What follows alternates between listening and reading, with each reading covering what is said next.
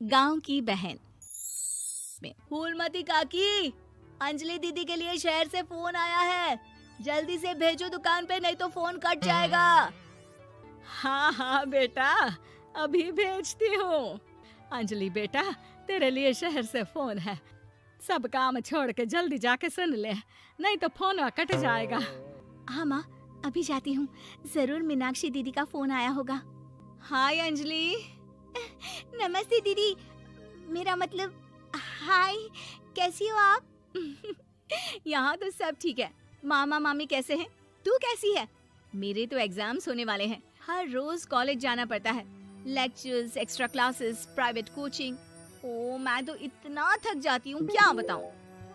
आपकी कॉलेज वाली बहन जी आपको इतना पढ़ाती है, तो घर कब जाती हैं आप दीदी? अरे नहीं नहीं, ये सब सिर्फ मेरी प्रोफेसर नहीं पढ़ाती, मैं अलग से दूसरे टीचर्स के पास भी पढ़ने जाती हूँ। दीदी फिर तो आप बहुत थक जाती होगी ना, आप ना पैदल मत जाया करो, टांगा ले लिया करो दीदी। नहीं मेरी भोली बहन, ना मैं पैदल जाती हूँ, ना ही यहाँ टांगा मिलता है, मैं बस से जाती हूँ और थोड़ी दूरी के लिए रिक्शा ले लेती हूँ। सच्ची? वहाँ पर टांगे नहीं बस चलती है? वाह, वो भी हर रोज? हमारे गांव में भी बस आती है, दिन में 2 बार। यही तो खास बात है शहर की, यहाँ बसें पूरा दिन दौड़ती हैं सड़कों पर, और सिर्फ बसें ही नहीं, कार, स्कूटर और ट्रक भी, और तो और थोड़ी दूरी पर तो हवाई जहाज भी है, जहाँ से हवाई जहाज आसमान में उड़ते हैं। अच्छा दीदी, मैं फोन रखती हूँ, बुआ जी फूफा जी को मेरा नमस्ते कहना। हाँ माँ, हम लोग शहर में क्यों नहीं रहते? बुआ जी, फूफा जी और मीनाक्षी दीदी तो शहर में ही रहते हैं। अरे क्योंकि तेरे बुआ जी की शादी शहर में हुई थी, इसलिए बेटा। शादी से पहले वो भी तेरे पापा और दादा दादी के साथ गांव में ही रहती थी। तो फिर बा, मुझे शहर भेज दो ना, मैं भी शहर देखना चाहती हूँ। इतनी बार मीनाक्षी दीदी से शहर के बारे में सुन चुकी हूँ, अब मैं भी वहाँ जाकर देखना चाहती हूँ। बस आप मुझे शहर भेज दो। ठीक है, इस बार गर्मियों की छुट्टियों में कुछ दिन रह आना शहर, अपनी बुआ के घर। अब तो खुश ना? हाँ माँ, बहुत खुश। आप देखना मैं शहर जाके कितने मजे करती हूँ। अंजलि अगले दिन स्कूल जाती है और वहाँ अपने सारे दोस्तों को अपने शहर जाने की बात बताकर चिढ़ाती है।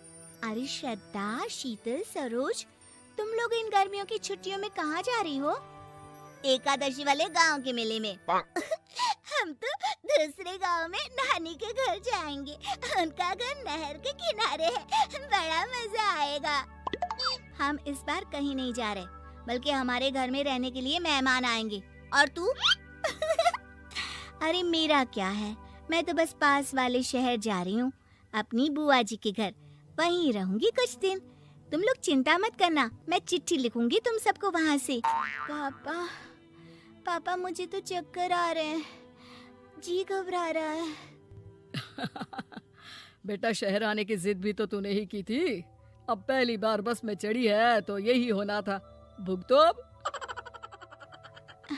अरे मामा जी, अंजलि, आप लोग आने से पहले बता तो देते, मैं लेने आ जाती बस स्टैंड तक।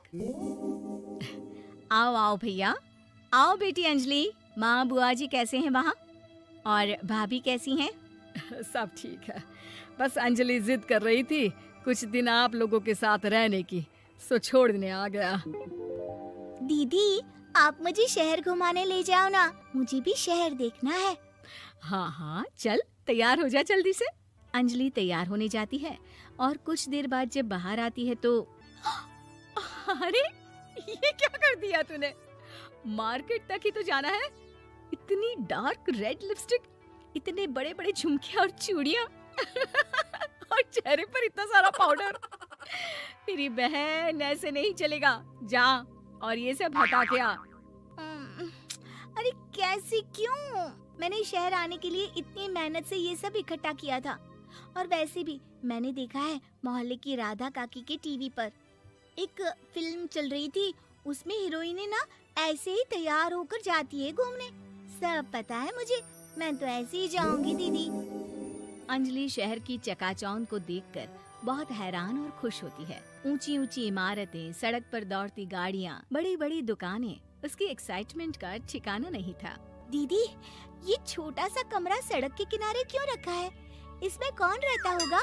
ये कमरा नहीं, पीसीओ है, पीसीओ। यहाँ पर लोग फोन करने आते हैं, सिक्का डालकर। ओह, हमारे गांव में तो दुकान पे ही जाते हैं बात करने। अच्छा चल, तुझे रेस्टोरेंट में खाना खिलाने ले चलती हूँ। Excuse me, 2 plate noodles please and 2 Cola. Meenakshi को ऑर्डर प्लेस करते हुए अंजलि बहुत ध्यान से देखती है और थोड़ी ही देर में ऑर्डर लेकर वेटर आ जाता है और खाना टेबल पर रख देता है। अरे, ये लंबी लंबी सेवइयाँ खाते कैसे हैं दीदी? और इसके साथ कोई अचार, प्याज, मूली कुछ भी नहीं दिया, बस ये छोटा सा पेट खुजाने वाला दे दिया है। गांव में तो छोटे छोटे चावल ही होते हैं जो कि हाथ से ही खा लेती हूँ। अब इसे कैसे खाऊं दीदी? एक्सक्यूज मी, एक चम्मच प्लीज, और लिटिल प्याज और अचार और मूली और एक गिलास मट्ठा, वो बाद में। हाँ, अब ये सब सुनकर आसपास बैठे लोगों को हंसी आ जाती है। मीनाक्षी भी अपनी हंसी किसी तरह रोकने की कोशिश करती है और वेटर मुस्कुराता हुआ वहाँ से चला जाता है। अंजलि समझ नहीं पाती कि सब किस बात पर हंस रहे थे, लेकिन वो छिप जाती है।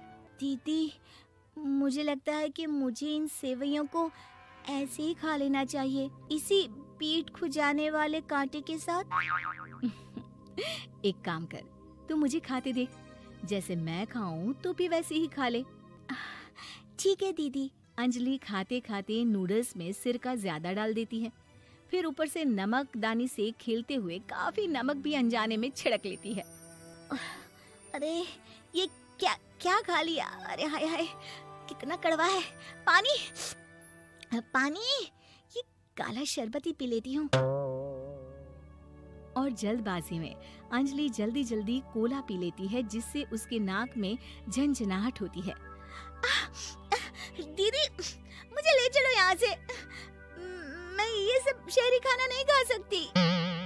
अब शर्म के मारे मीनाक्षी अपनी बहन को वापस घर ले जाती है और कहती है कि देख अंजलि, माना कि शहर और गांव एक दूसरे से बहुत अलग है, लेकिन इसका मतलब ये नहीं कि हमेशा शहर ही बेहतर हो और उस वजह से हमें वो सब करना पड़े जो हम नहीं कर सकते।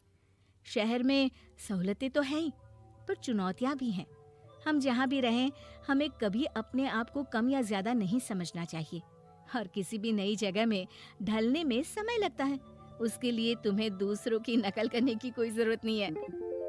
बेटा, घूम लिया शहर या अभी और घूमना है?